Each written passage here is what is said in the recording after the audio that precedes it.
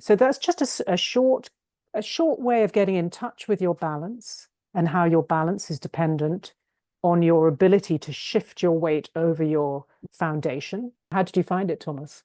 Yeah, it was more even afterwards, and I could feel the right side because I dropped the left side down. Mm. It was easier afterwards to lift the left seat bone. Initially, Yeah. right seat bone was easier to lift, and then the left seat bone was easier too. And I could feel a more solid contact on the right with my foot, but also with the seat bone. So Often as you're preparing to ride and you wanted to do a little short movement sequence like this is something you could do. And you don't have to do it 10 times on one side and 10 times on the other, because how your balance is determined, as I said before, by your brain and your nervous system. It's not determined by doing equal number of repetitions of a movement.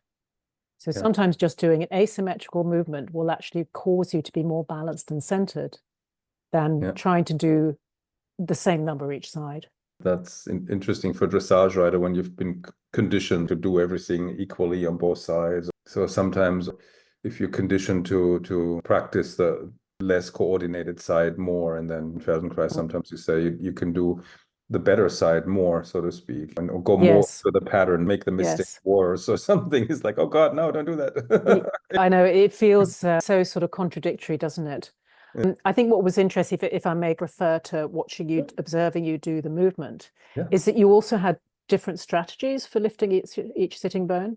So I think on the right sitting bone, you very easily did a lateral bend in your spine. Right. And on the other side, you tended to tilt a little bit more. That's true. Yeah. And I think it's because possibly that lateral bend in your spine is a little bit harder to find on your left side to your right. Is that right? I think it's true. And so once you observe and notice, oh, this is how I bend my spine to this direction, you can start to transfer the sensory learning and see, can you find it on the other direction?